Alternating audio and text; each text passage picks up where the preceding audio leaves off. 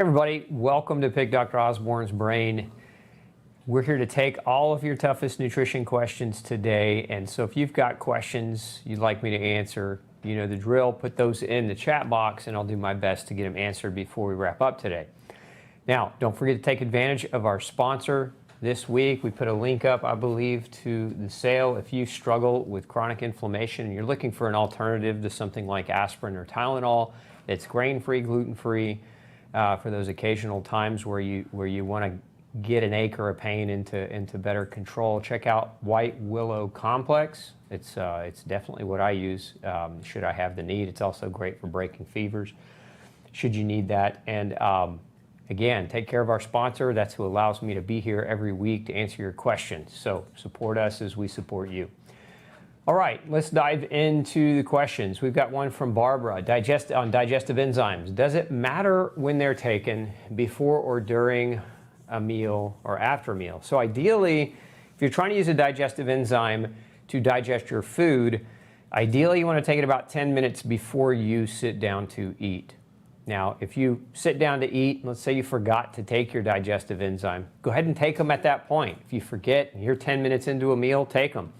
If you finish your meal and remember suddenly after the meal, take them. They'll still work. It's just ideally 10 minutes prior to the meal is when you're going to get the best benefit. But you can still receive benefit during the meal or after the meal as well.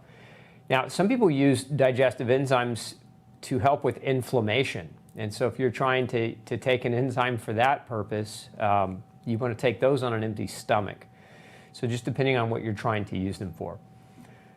Let's see here.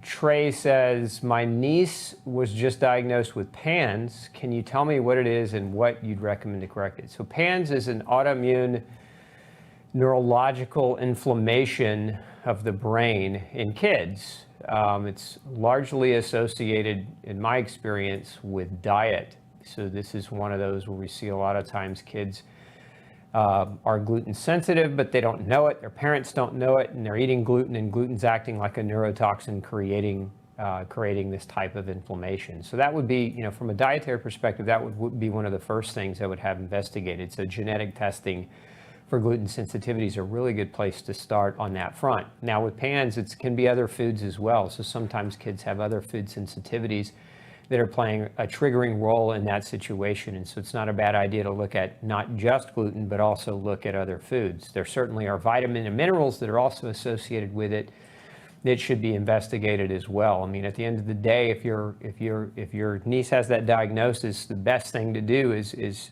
check food, check nutrients, and check for chemical reactions, because there's also research and in my own clinical experience, this is something that can also occur after adjuvant exposure. And adjuvants are usually the metals that are found in jabs. So if your niece was given a certain set of jabs, sometimes this precedes the onset of PANS because some of those contain aluminum, which is a neurotoxin, or mercury, which can be a neurotoxin. So measuring for those can sometimes be helpful as well. So there's a whole array of things that you can look into with that PANS diagnosis. Can nutritional deficiencies affect children's sleep? Yes, absolutely. Kids are no less susceptible to nutritional deficiencies than adults, and I would argue that a lot of times kids are more susceptible because, especially at younger ages, they don't always get to pick their food, and sometimes, we don't get to choose our parents, but some parents, well, I'll just put it out there bluntly. Some parents are better than others. Some parents are more concerned about nutrition than others. Some parents just give their kids a Pop-Tart and call it a day. That's not nutrition. So depending on the age of the kid and the control they have with the food, nutritional deficiencies definitely can affect them and subsequently can affect their sleep. Can gluten cause bad breath? Yes, it can. Penny, one of the most common side effects that we actually see with gluten is that it will, consumption of gluten for many people will cause the formation of what are known as tonsil stones. And tonsil stones are basically accumulated white blood cell debris that get lodged in the tonsils, and this can cause a severe halitosis. But the reason that happens is, with gluten exposure, the tonsils will engorge with white blood cells to combat the gluten in people who are gluten sensitive.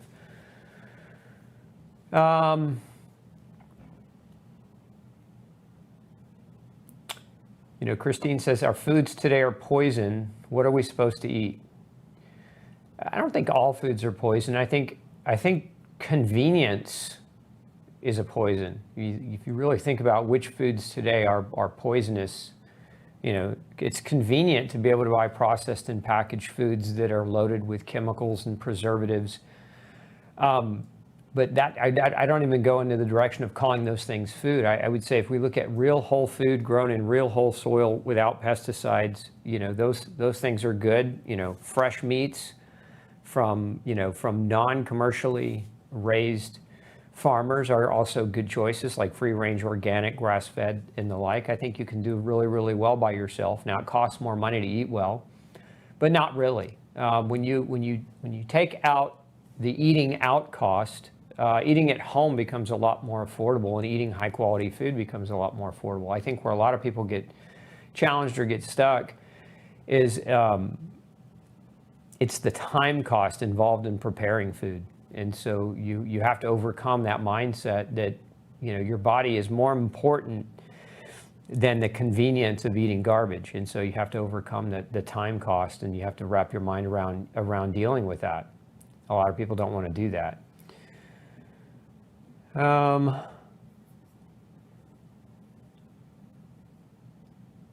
See, Teddy says, I want to employ your services to facilitate better health. Question, do you have protocols for vax injuries and detox of parasites, heavy metals, mold, and chemicals? Yes, Teddy, we do. We've got protocols for all kinds of things. So if you're looking to get some kind of one-on-one consult, you can reach out to my office, 281-240-2229.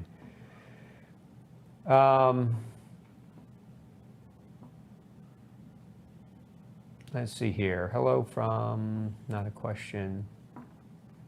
Oh, will the show be recorded? I want to listen later. Yeah, the shows are always recorded, Mary. You can always use the same links. If you're on my email list, when we send out our email reminders for the show, even if you miss the time slot of the show, you can still use those exact same links to go and watch the replay. So that's always the case. So bottom line, if you're not on my email list, go get on it. Go over to glutenfreesociety.org and just put your name and email in, and we'll send you a bunch of free stuff. But before the show, we'll also always send you links to the show live, but also those links will allow you to access the replay.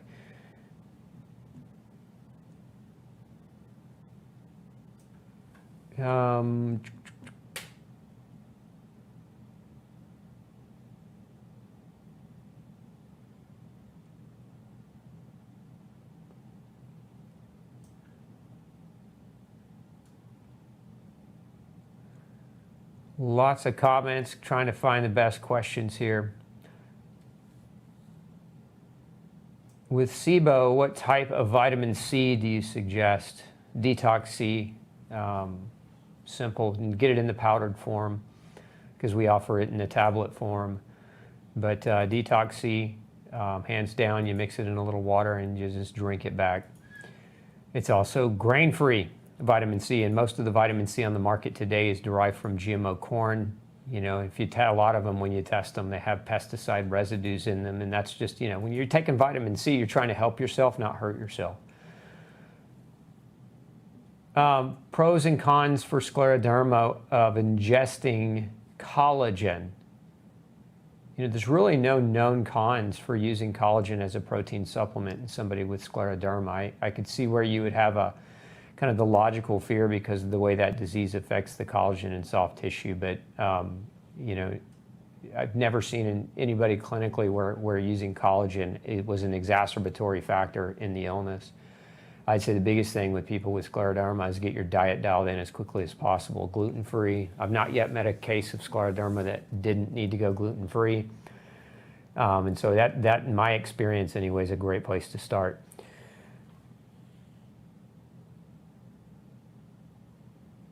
Has carnitine or acetylcarnitine been shown to have a positive effect in healing leaky gut?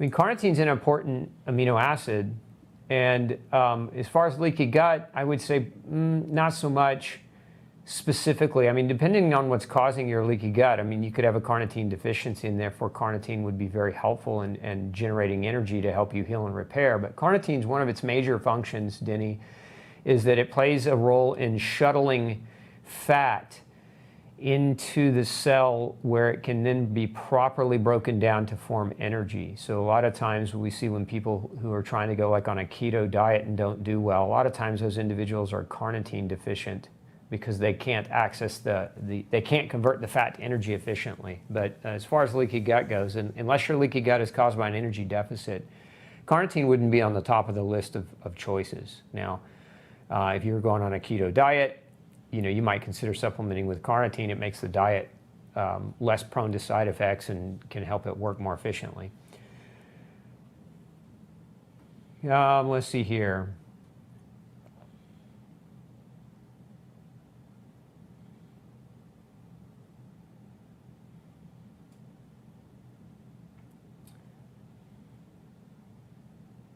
Okay, so David's asking, for so many patients or care providers, they have an allopathic dogmatic thought process. Recommendation for convincing them that FM is a real health solution? No, I don't think you can take somebody who has a dogmatic belief of healthcare. Dogmatic borders on the line of religious dogma, right? And so you're not going to convert somebody who's not open to intelligent conversation. My advice is any of you who are struggling to find a doctor, because the last several weeks we've been talking about how the system has failed us. We've been talking about, solutions for autoimmunity, and I've been giving you guys a lot of tips for overcoming autoimmune disease, including tips on how to talk to your healthcare provider, what kinds of tests to ask for. If you've missed those videos, go back and watch our last several replays. But at the end of the day, if you're talking to your doctor and their eyes glaze over, or they roll their eyes at you, or they dismiss you in turn and say, no, nutrition's not important, you're not convincing that doctor. There's not going to be a unique conversation that will convince that doctor or healthcare provider to change their mind. You're basically probably, for all intents and purposes, talking at a brick wall. And so you shouldn't stand and try to convince that person, because look, the reality is, let's say you did convince them. Now you've just convinced somebody who's on your team medically who knows nothing truly about functional medicine. So now they don't have the tools to help you regardless. So maybe you did have a convincing conversation with them, but they don't have the experience, the tools, the education to be able to apply the functional medicine or the functional style of practice. So even in that situation where you might convince one, maybe you convince them for future people. Maybe they go and they hit the library and hit the books and start changing the way they practice, in which case kudos to you for helping turn another one to the dark side, so to speak. But if you're struggling with an autoimmune problem and it's chronic and you've been to multiple doctors, you don't want to go to the least experienced person in the room who's just getting on board to find answers. I mean, not really.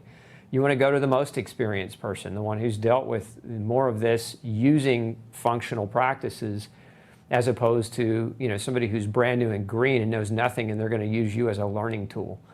At least that's my advice. I would like if my wife were sick with autoimmune disease, for example, I would never take her to the greenest doctor in the room and say, have at it, and use my wife as a learning experience, and maybe we'll get her better and maybe we won't. I would want the best care for her, and I think that any of you watching this want the best care for yourself.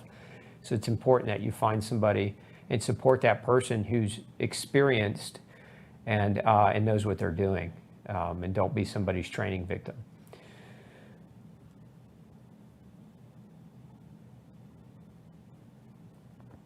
Let's see here. Have you tried topical magnesium sprays? Yeah, we use them sometimes. But, magnesium can be taken orally. It can be taken in sprays topically. It can also be used in Epsom salt baths, and in all of those different mediums, it can be effective depending on the problem. If there's no FM doc near me, what would be a suitable alternative? A DO or just a lot of question on that. Look, if there's nobody near you, call my office. We can start with distance consultation and see where it takes us. But again, you can look for an alternative like a DO, but a DO, a doctor of osteopathy, This isn't true of all of them, but it's true of a lot of them. Most of them practice very similarly to medical doctors. And if you want that same kind of mentality and mindset, DO is a good place to start. Now, some DOs are different, and you might be able to find one with more of an alternative bend. But it's just also my experience that most MDs and DOs who practice using any kind of nutrition use more of what's called an alternative integrative practice, meaning they don't practice functionally. They're not about root cause resolution. They're about symptom resolution, but they offer natural choices as well as drug-based choices for those resolutions. But a lot of times it's still symptomatic and a symptomatic approach, which is, in my opinion, is a failed model. Treating symptoms without understanding why they exist is never going to help anyone. It's going to give them a false sense of security and allow their problem to continue to go on and on. Dennis is asking, is it true that chronic parasite infections are a normal part of the human condition? No. Let's define chronic parasite infection versus having some low level of parasite within your microbiome. I think there's some low level or undertone of parasites that can live, we'll just say, symbiotically with their hosts, but then there are parasitic infections, which are massive overgrowths of parasites, which are causing major problems with growth and major problems with malnutrition. But I don't believe that everybody has a major parasite infection. Not even by a small stretch do I believe that, nor have I seen that clinically or experienced that with people clinically. Let's see here. How long can it take to get rid of mold in the gut? And do you only use caprylic acid? No, I mean, it depends, Lynn, on the person. Generally speaking, if I have somebody that I'm seeing and they've got an overgrowth of yeast in their guts, we're going to start with a 10-week cycle. And caprylic acid's a good choice, but we also use other things. We use probiotics. We use something called Yeast Shield with a lot of folks, which is a mixture of different botanicals that have antifungal properties. We also will use what's known as Immune Shield, which is a protein powder that acts like surrogate antibodies or surrogate immune handcuffs to bind onto yeast and help flush them out. So there's a whole protocol for that. Actually, we're getting ready to do a show on that protocol. So if you're patient with me, I'll share more of that later down the road.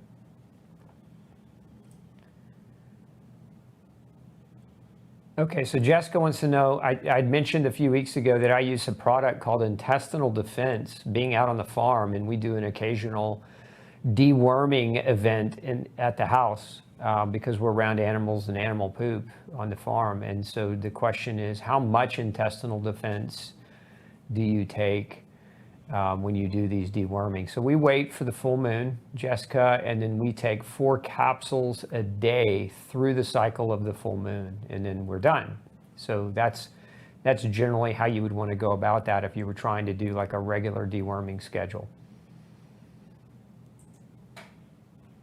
Georgia asks, will white willow help with neuropathy with feet feeling numb?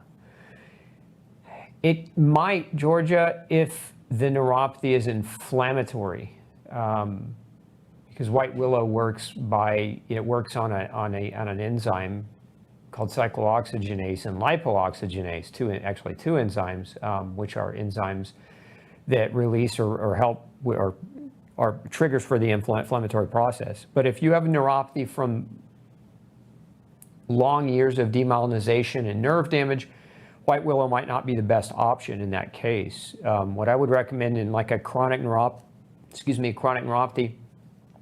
for somebody who's trying to, help their nerves recover would be investigating for B vitamin deficiencies, because I've seen a lot of cases where neuropathy is exacerbated or won't heal if somebody, for example, has a vitamin B1 or B12 or B5 deficiency. And so those things, in my opinion, would be the first thing to look at. Now, if you're just looking for like some temporary benefit around the feeling, probably what works better than white willow would be CBD, from hemp. So you might instead look at like ultra hemp as an option for that. Can gluten cause loss of appetite? Yes. I've actually had, Christina, several people visit me who were told they were anorexic. And this is interesting because, these people were losing weight and they were basically wasting. And the reason why is they weren't eating. But the reason why they weren't eating is because the gluten was so damaging to their GI tracts and their appetite that they, one, they didn't have an appetite, and two, they knew if they ate, they would feel much worse. So they slowed down their eating, and so they started to lose weight. And then in several cases, I've seen where they actually hospitalized these people and force medicated them and force fed them food, even in some cases force fed them gluten, even though they were gluten sensitive, just to put weight back on them. So gluten can definitely cause an appetite issue. So, and for some, it's the opposite. I always think of gluten as this kind of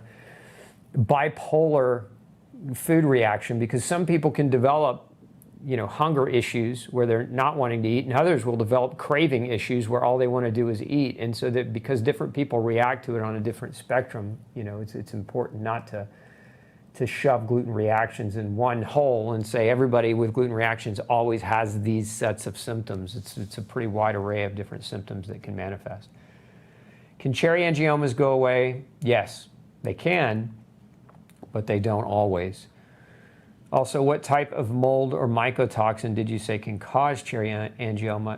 The name of the mold is Fusarium, and the name of the mycotoxin that Fusarium produces is zearalenone, and that type of mold toxin mimics estrogen, which is oftentimes why cherry angiomas appear, is excessive estrogen or estrogen dominance.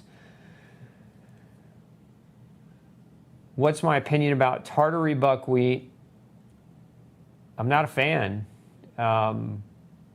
If you're gluten sensitive, I'm not a fan of the pseudo cereals, the buckwheats, the amaranth, the quinoa, or any of the other actual cereals like wheat, barley, rye, oats, corn, rice, sorghum, millet, teff, etc.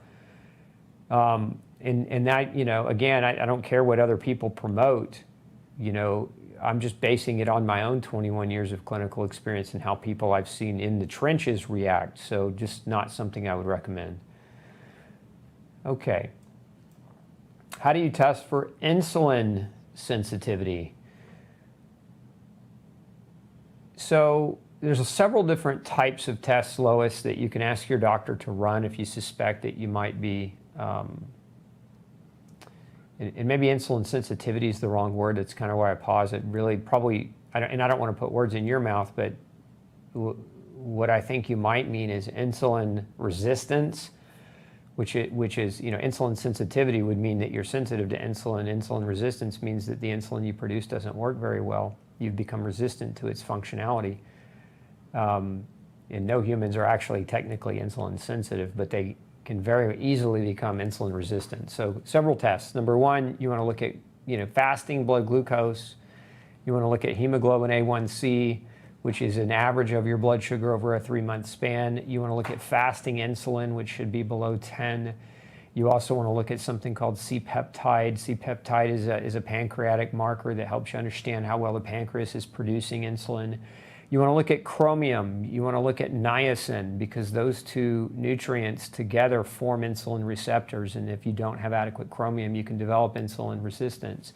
You want to look at zinc, because zinc is necessary to form insulin. You want to look at magnesium, because magnesium regulates blood sugar. You want to look at all the other B vitamins, because they play a role in how well the glucose can be broken down into energy after insulin does its work. So there's a whole array of things that you really want to look at. And probably the best tip I could give you, and I don't know if we could pull this video up for Lois, but I have one on everything your doctor will never tell you about blood sugar. And that's a great place to start if you're trying to understand about insulin and blood sugar and nutrition and testing. Are natural desiccated thyroid tablets considered drugs or supplements? If you're talking about US, they're considered supplements. If it's just desiccated thyroid, generally with desiccated thyroid supplements, they remove the active thyroid hormone from them. And so the benefit of a desiccated thyroid supplement would be that you're giving the thyroid vitamins, minerals, and other nutrients that it needs to properly do its work. So you're really strongly supporting the organ by consuming the organ meat itself. Because, today humans don't really do much organ meat. It's something that generally gets ground up into dog food or other food.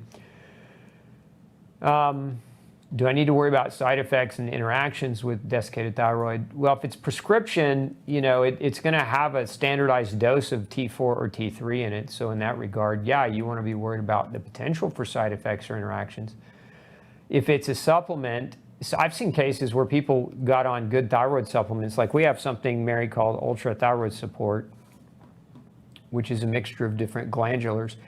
And I've seen cases where people, when they started taking that, their thyroid hormone medication actually became too strong. And so we worked with them and their doctors to, get them to help lower their medicine dose over time. So I'd say with anything that you're doing, if it's pharmaceutical grade or high potency or high purity, you always want to have kind of a mindset that there could be a potential interaction, and be cognizant of that and pay attention to it.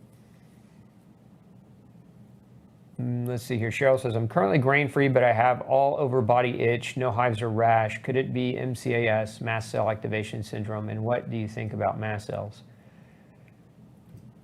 I think people are quick to say it's MCAS, but not to ask, well, why would my mast cells be over-aggressive? I think the number one question we could ask is, instead of calling something mast cell activation syndrome, I think we should be more concerned with why mast cell activation syndrome actually happens. Food is one of the biggest triggers. Mold is a very big trigger of mast cell activation. Nutritional deficiencies are a major trigger of mast cell activation. So I think you have to start looking at those things before you just blame a disease. I think where we get into trouble is we say, okay, once we have a name for the disease, then we become the victim of the disease and we quit looking for a solution that isn't a drug. I think drugs provide, symptom relief sometimes, not even all the times, but sometimes, but never solve the actual origin of why the problem exists. And so that's where I'm real leery to go hunt down a diagnosis per se, when you really just want to hunt down what it is that you're doing, what behaviors that you have that are potential triggers. And so there are a lot of potential triggers for mast cell issues. Can low electrolyte balance cause anxiety attacks? Yeah, I mean, magnesium's an electrolyte, potassium's an electrolyte, and certainly those minerals being too low can drive anxiety. Have you seen gallbladder ejection rates return to normal following a no grain, no pain diet? Yes, good question. A lot of people, gallbladders are one of the top surgeries performed in the US, gallbladder removal surgeries. And in my opinion, and also in my experience, it's oftentimes a surgery that's not necessary. People just get in an acute situation where they have a lot of pain and they think that surgery is going to resolve the chronicity of that pain, and that especially like that referred pain into the right shoulder blade, or that pain that traverses just underneath the rib cage, and it can become very, very intense. But at the end of the day, I've seen diet change save a lot of people from having their gallbladders removed. Any advice on healing liver inflammation while following your protocol? One of the great things about following my protocol, Sarah, is when you quit poisoning your liver can heal. I mean, you could do more if you want to do more for liver inflammation. We have a formula called Ultra Liver Detox, which has a mixture of different nutrients. I can put a link up for you, and you could use 2 twice a day or 4 capsules a day to support your liver as you're going through that process. But the great thing about following the protocol, if the protocol is a good match, is that you basically what you're doing is you're stopping the poison, right?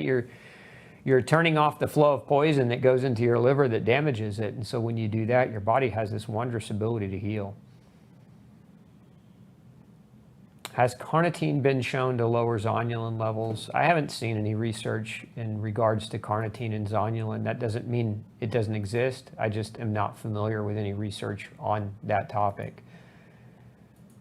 Andrea asking, what can be done for rosacea? Lots of things. I think predominantly you start with diet, Andrea. no grain, no pain is a really good place to start. I've seen a lot of people's rosacea clear up that way. Sometimes rosaceas are also triggered by abnormal microbes on the skin of the face, and I've also seen people do really well with application of silver and sunshine. Going outside and getting a regular application of sunshine directly to the face without makeup work really, really well. We've got I think we've got an entire article on skin problems and rosacea at Gluten Free Society too that you might want to just go check out. Maybe we can put that up for her on Facebook. Can be complete increase appetite.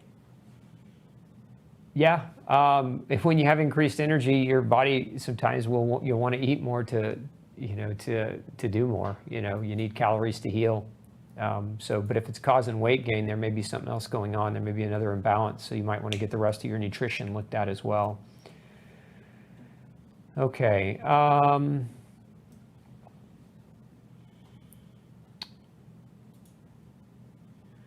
Wonder if tonsil stones were, okay, so not a question. What's the best type and form of collagen to fortify veins? My favorite, Mario, is Ultra Collagen. It contains multi forms of collagen, including those that would support that. You might also consider making sure you get adequate bioflavonoids, whether through supplementation or in your diet. One of my favorite bioflavonoid formulations is Ultra Q. Your blood vessels use bioflavonoids, and it helps to support their integrity and strength. And so making sure you're getting that through your diet or through supplementation could also be helpful.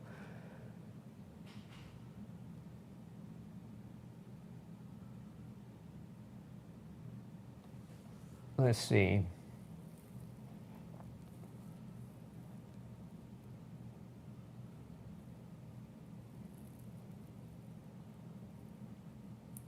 Mia says, my husband reached out to his doctor at Kelsey-Seybold to test for mold and to find out what his blood type is. His doctor told him that they don't do that. Is that normal? It's normal for Kelsey-Seybold. I mean, there's several hospital systems. Kelsey's one of them, where they're corporate owned and they're protocol based. So a lot of times the doctors that work in those systems don't have full autonomy. They're under kind of like an invisible restriction on what they can and can't do.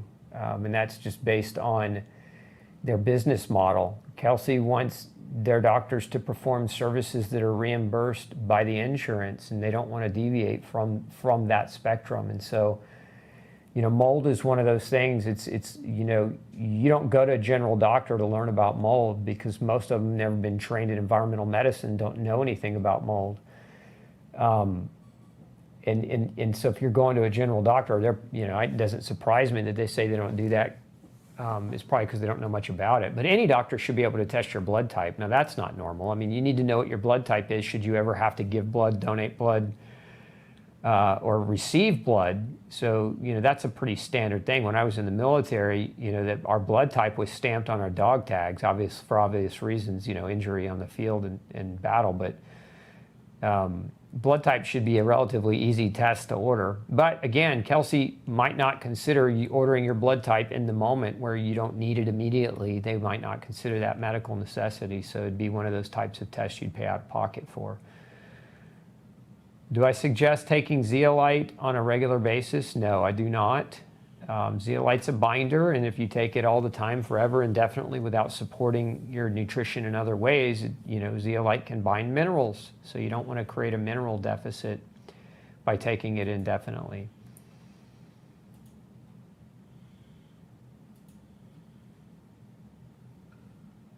Crashing immediately after getting up in the morning. Need to lie down due to dizziness and nausea until it's over.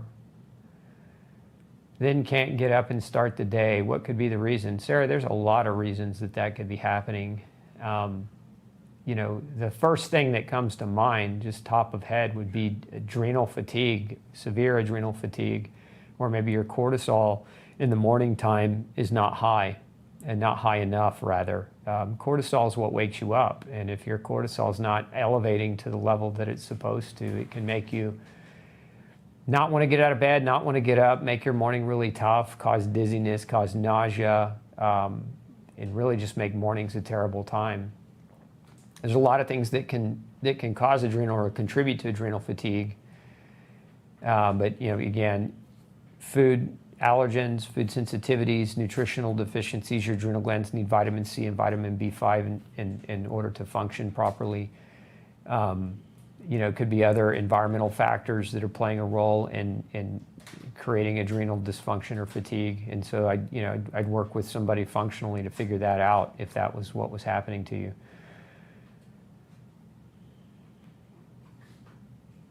Do you have any colleagues you can recommend in Massachusetts? I am not particularly fond of working with health coaches. Would prefer to work with a doctor for my autoimmune condition. No, I can't think of anybody off the top of my head. If you're looking for somebody in your local area, probably the best way to start would just be doing a search and looking at reviews of that particular practitioner and just see what kind of experiences other people have had working with them and match that up to whether or not it would work for you. When I try to explain that corn and rice have a similar protein as gluten, and at first you might want to keep away from corn and rice, people lose their minds. Yeah, they do, Paul. That's all right. They can lose their mind. Remember this. A person's illness has to be greater than their fear of change. Their symptoms have to be so bad oftentimes that putting corn or rice out of their diet doesn't seem overwhelming, at least not more overwhelming than the pain that they're experiencing from the illness that they're suffering from. If they're not at that point psychologically, you can talk at them till you're blue in the face, but they're not ready to hear that message, and they're not ready to give up the convenience. And even some people won't give up the convenience, even if they know it will help them, like they just don't want to. They would rather take a drug, and that's their philosophy. So just remember that although everybody needs this information and everyone needs help, not everybody's willing to accept the help that they need. And as long as you have that right in your own mind, you can help the ones that are open to it, and you can move on quickly from the ones who aren't and don't what do we say? Don't cast pearls before swine. Pikita's asking, can I get a food test or food sensitivity test through your website? If so, can you post the link to the test? Yes. Let's put that on YouTube. If you want to get food sensitivity, advanced food sensitivity testing, we offer that service without a doctor at glutenfreesociety.org. But we'll put that direct link up for you in the feed. Am I sure that risotto contains gluten? I'm very sure that it does. It's rice. Pitt, I can tell you, you probably haven't watched some of our classes or master classes on gluten. If you're new to hearing that rice has gluten and that corn has gluten, I would strongly encourage, this just goes for any of you, I would strongly encourage you all to watch the Glutenology Master Class. And that class is broken down and explains it all in great detail, listing and references, medical references, and research references as well, so to help give you a better understanding of the gluten-free diet. I think it's 92% of patients that go on a gluten-free diet fail to get better. And this is, these are some of the, corn and rice are two of the biggest reasons why. But if you're new to that and you don't know that, I think that information is going to be invaluable for your recovery and for just helping you be healthy. So if we could maybe put a link up too on both sides to the Glutenology Masterclass, that should be glutenology.net/registration. It's a free class. Take it. It's free, no charge to you, and it's packed with 21 years of clinical information. So to me, it's one of the best gifts that we have available to offer people. Can rice hull or rice bran oil in a supplement be problematic? Yes. I do not recommend products that contain rice, whether it's a bran oil or a rice hull or any other form of rice for that matter. You'd be surprised how many people I see reacting to them. I mean, a lot of times people come to my practice and they bring their suitcase full of supplements, and what do we find? They're feeling horrible and their supplements are making them feel horrible. And when we get rid of the rice and the corn in their supplements, they're actually able to tolerate some decent supplements and do better with them. That's why, one of the reasons why I founded Gluten-Free Society was so that we could offer, pharmaceutical quality direct-to-consumer supplements that don't have grain in them and grain-based fillers. It's just not necessary. I'm still in pain after gallbladder removal. What do you think is going on? You got a deeper problem than a gallbladder issue. That's the whole thing with gallbladder surgeries. The doctors oftentimes will say, well, your pain will go away if you get your gallbladder removed, but it's the liver. It's probably your liver and not your gallbladder at all. So look at the liver. They should ultrasound your liver, rule out fatty liver disease, rule out any kind of cirrhotic change in your liver. You should also be evaluated physically for any kind of referral pain that might be coming off of your spine and into that area as well, because you can have physical pain that refers and mimics or emulates gallbladder or liver problems, and that should be ruled out as well. But even more importantly, if it is your liver, you got to figure out what are the triggers for that, and that is most likely going to be food or environmental chemical triggers. It is for most people.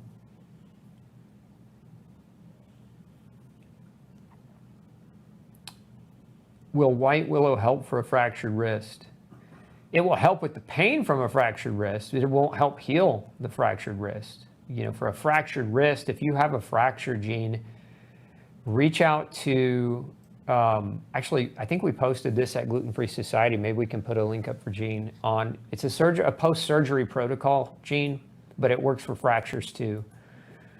And it's a nutrition protocol. It's high doses of certain nutrients to help with the healing aspect, support the healing aspect of major trauma like fractures.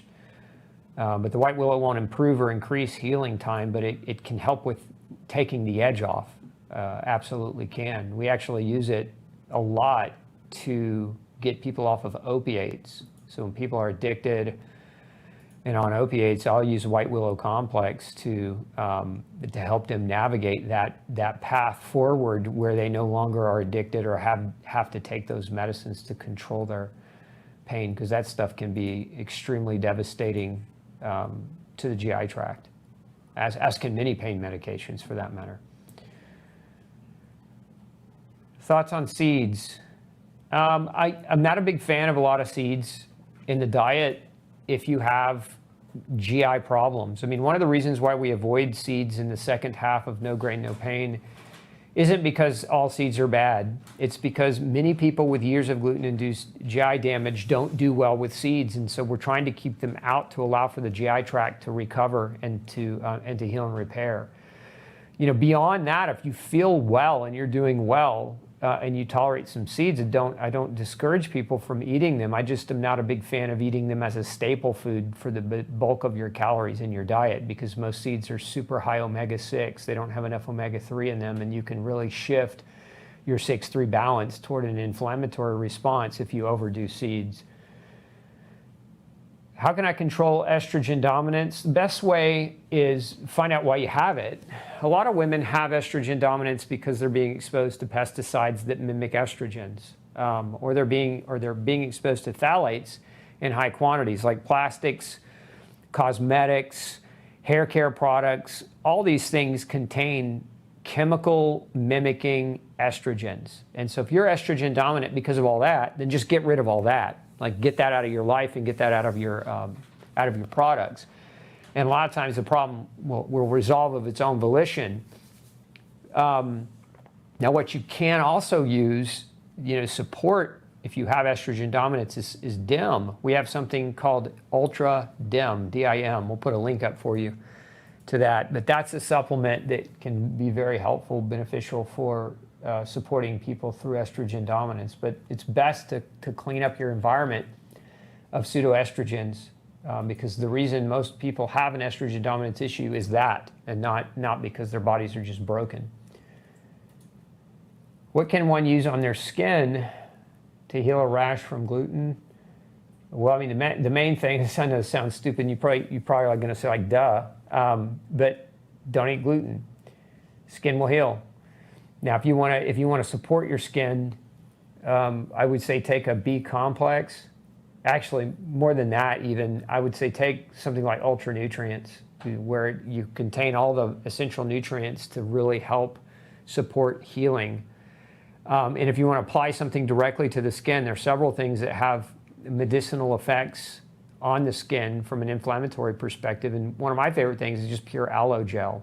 So if you've got aloe vera growing on your back porch, break that baby open and take that gel and just apply it to the area. But the rash itself, if it's caused from gluten, the number one way to get it to heal is to take gluten out of the diet.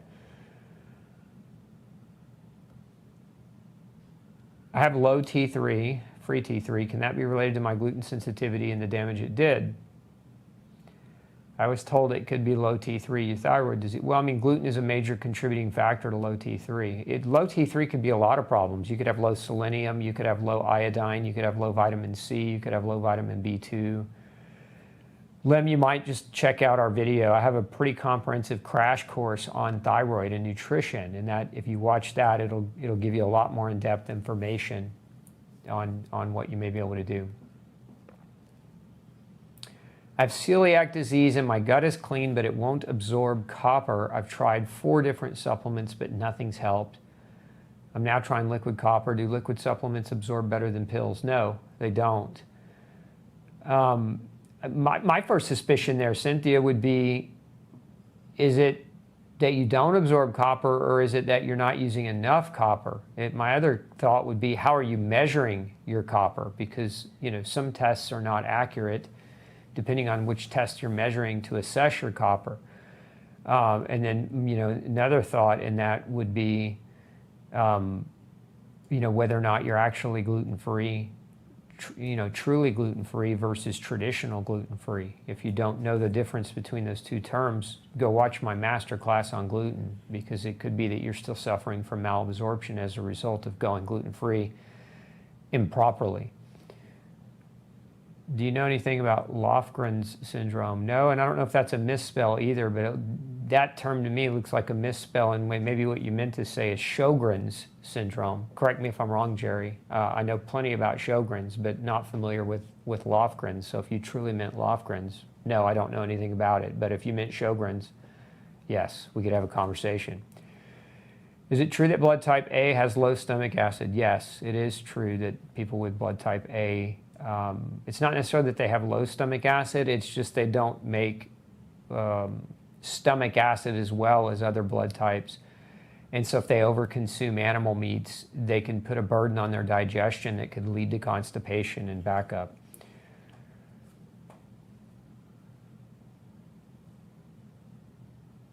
I have a lot of oxalate because of mold in the gut. I am working on it. How much vitamin C can I take without getting any problems like stones in the kidneys? It's very different for different people, Lynn, but if you have a lot of oxalate, I would be cautious around higher doses of vitamin C. I'd probably start with, if you were seeing me directly, I'd probably look at somewhere around 500 to 1,000 milligrams a day to start. Provided that, again, that wasn't, causing a flare. I'd also make sure you were drinking lots of water.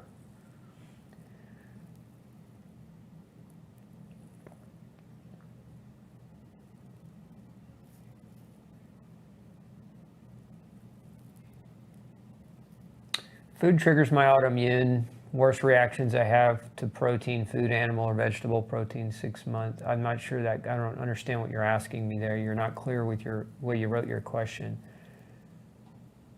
So what I think you're saying is that protein triggers, or eating more protein triggers or makes your autoimmune condition worse, and you're not sure how to get enough protein in your diet. If that's what you mean, what you might look at doing is using something like ultra acid to support your ability to break that protein down and see if you can tolerate protein better while supporting your stomach with acid before you eat that protein. That would be a first place to start.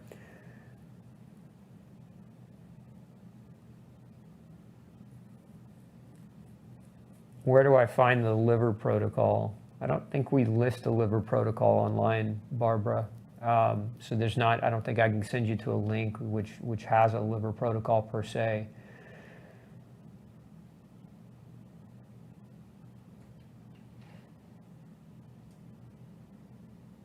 Doctor told me that the body was not able to metabolize collagen and that the rest will deposit in fat in our body. Fire your doctor. Yeah, it's amazing how much misinformation that even trained and educated people can pervasively continue to put out there. But that's a ridiculous statement that your body can't metabolize collagen. It does it every day. Is there a known strong correlation between gluten sensitivity, celiac, and addiction? Yeah, there is. I see a lot of alcohol addiction with gluten. The Irish. Hey, look, tomorrow's St. Paddy's Day, right? So I've got a little Irish in me, but you know, a lot of the Irish have a proclivity toward alcoholism and alcohol addiction. You know, if you're Irish, please don't get mad at me for saying this. You know, in today's political correct world, you know, save your vitriol for someone else. But it's very common too. We learned a lot about celiac in Irish communities because there's some researchers believe there's a higher prevalence of celiac in the Irish, and there's actually association with alcoholism and the like. So I've definitely seen that to be true, and especially if you look at the types of alcohol consumption. You know, if you look at like whiskey is generally derived from grain, and obviously beer is derived from grain as well. What causes elevated progesterone in males? Lots of different things, but one of the things that can drive up progesterone in males is heightened stress, so major stress, and you know, also vitamin C and vitamin B5 deficiencies can play a role there. But that's where I would just start on a simple level beyond, without having a complete biochemical analysis of what things are looking like on the other end, because there's progesterone, but there are other kinds of progesterone, and there are other hormones that stem from cholesterol like DHEA and testosterone that would also play a role here. And so there could be some conversion issues that you're having with progesterone in and of itself. Progesterone converts to 17-hydroxyprogesterone, which then converts into cortisol. And so sometimes progesterone is elevated under intense stress because your body's redirecting or rerouting progesterone to make more cortisol to help your body cope with the stress. So it's a real common cause in men, Jacob.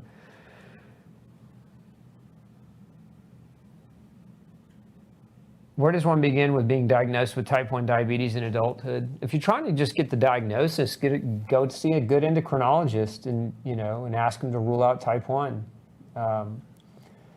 There are certain antibody tests that can be measured that help us understand whether or not you're attacking your beta cells. What do I think about homeopathy? I like homeopathy. I think at the end of the day, it's a fantastic method of helping people. However, just like with any other type of modality that helps with symptoms, if it doesn't solve the reason the symptoms, became or came to fruition, then it doesn't solve the problem. It solves the symptom. And so again, you always have to be careful with doing things that are symptom solving without addressing the root cause of the problem, because you create a false sense of confidence that can allow the disease to continue to fester underneath the surface and becoming worse with time. And that's, it's one of the worst things you can do.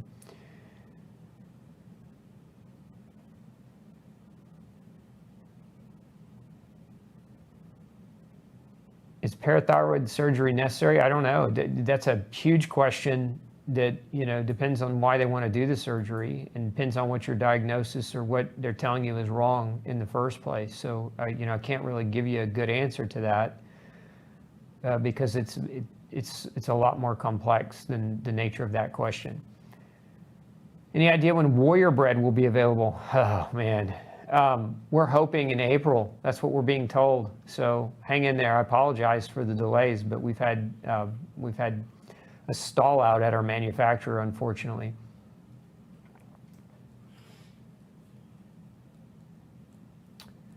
Is vitamin C flush indicated for a person that has high levels of iron, or would it be better to use magnesium? And for a magnesium flush, which one would you recommend? I don't really recommend a magnesium flush. I'd still use vitamin C. Vitamin C doesn't increase your iron. Now, vitamin C increases the absorption of iron. So if you were going to eat rich iron-containing foods, you would increase their absorption of the iron in those foods by taking vitamin C with those foods. But when you're doing a vitamin C flush, you're doing it on an empty stomach. So there's no contraindication for somebody who's got high levels of iron to be able to do a vitamin C flush. Is wild rice gluten-free? Yes, wild rice is gluten-free, absolutely.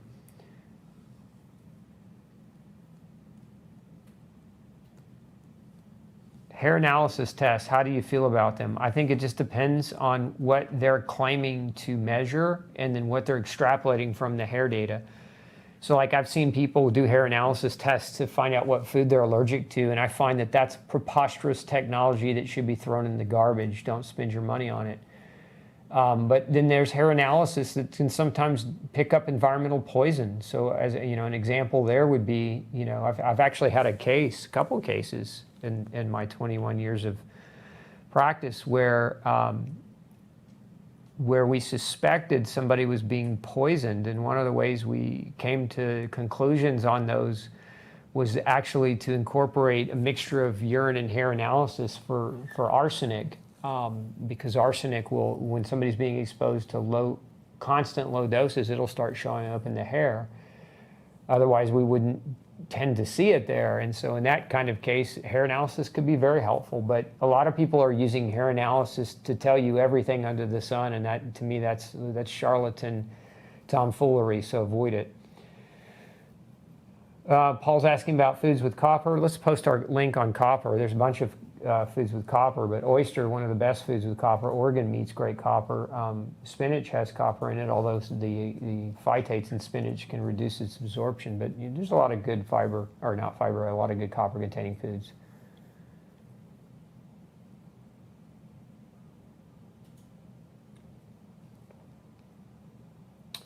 My son has high calcium, and if he's got high serum calcium and high serum B12, again, it's hard to know if that's what you mean, but he has crystals in his urine. What kind of crystals? Are they calcium oxalate crystals?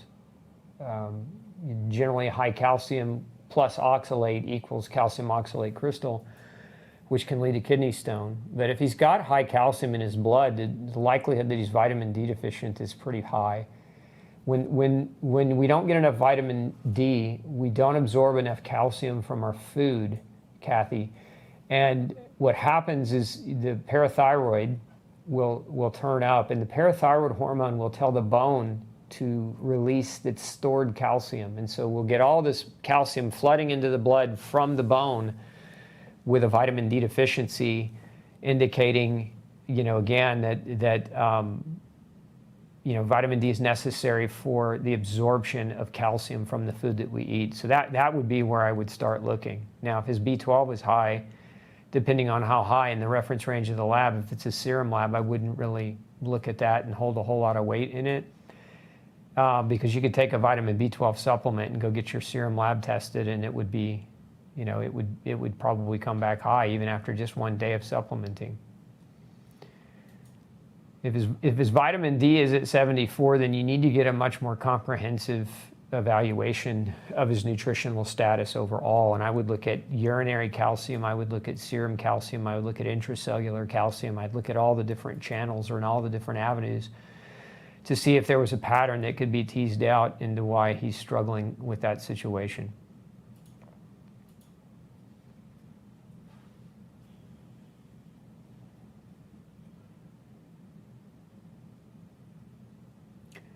So what does it mean to be low in creatine kinase? Not much.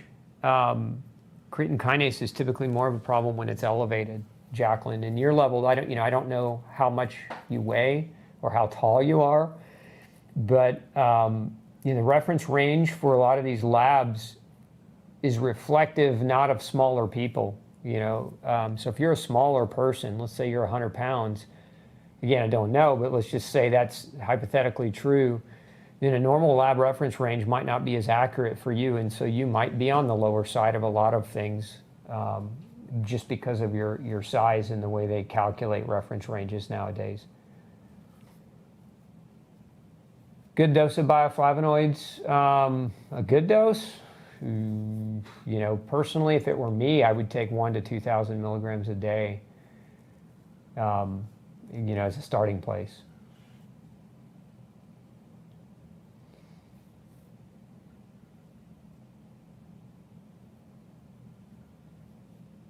Burning mouth syndrome, what causes it? Rosetta wants to know. Dealing with this for years. A few different things I've seen cause burning mouth syndrome or scalding mouth syndrome. One is mold. Mold is super common with that. The other would be heavy metal toxicity, mercury toxicity, because of its effect on neural tissue. Can create that scalding or burning sensation in the mouth. B vitamin deficiencies can cause burning mouth syndromes. So there's a probably a good half dozen things that can contribute to that. Best supplement for TMJ, a good chiropractor can adjust your temporomandibular joint back into alignment, and then magnesium. A lot of people develop TMJ because of bruxism. Bruxism is when you grind your teeth at night. And so the solution in mainstream dentistry for grinding of teeth is a mouth guard. Mouth guard does nothing for why you grind your teeth. It just cushions the grind. But a lot of times people will grind their teeth because their magnesium is low. The magnesium is a natural muscle relaxer. So at night, if you're grinding your teeth, try taking a couple of 100 milligrams of what I call Clear Mag, which is a really good magnesium for nighttime sleep and relaxation. If you've got TMJ, but you also want to look at getting that joint adjusted. A lot of times TMJ you can have people don't realize you have a disc in your temporomandibular joint, just like you have discs in your spine. And if that disc slips or moves, it can push the joint out of alignment so that when you go to open or close it, it creates a continuous irritation. Do oxalates damage your gut? Yes, they can. Book recommendation detailing the history of wheat, no grain, no pain. What are good tests for vitamins and minerals? Intracellular testing. We're coming out here very soon. I keep promising you guys, and we're working on it as fast as we can, but we've got the technology lined up, and we're just working out some of the tech details. But it's the same kind of testing I've been using clinically for years. It's extremely accurate and can help you get an idea of where your vitamin and mineral status is, so that you know how to support your body nutritionally better. So just be patient, hang in there with me, it's coming. How do I feel about coffee enemas? If you got cancer, it's not a bad place to start. If you just are doing coffee enemas because you can't poop, you need to figure out why you can't poop. I'm not a fan of enemas to symptomatically induce a bowel movement if we don't know why you're not pooping. Again, it depends on why you're using them. Is forgetting things part of the detox phenomena of going gluten-free? It can be, but there could be something else going on there too that's sparking that. A lot of times when people go gluten-free, what they're actually also doing is they're going lower carb. And so if they're heavy carb dependent, but they're not fat adapted, meaning their metabolisms are not adapted to be able to utilize fat very effectively, then brain fog and forgetting can be a symptom of that. And so this is where it can be helpful to get nutritionally tested, because certain nutrients like carnitine, especially acetylcarnitine, can be very, very helpful in those types of situations.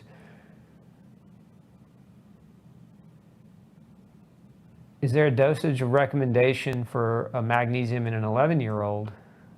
You're probably pretty safe anywhere between 1 and 400 milligrams, but that also is in part dependent upon the weight of that 11-year-old.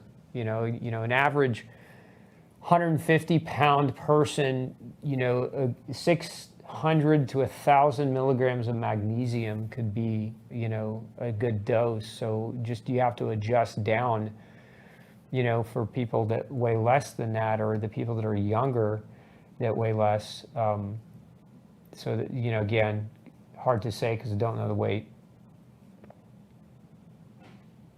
Do I have a timeline for the vitamin and mineral test? Our hope is that we have it ready by June.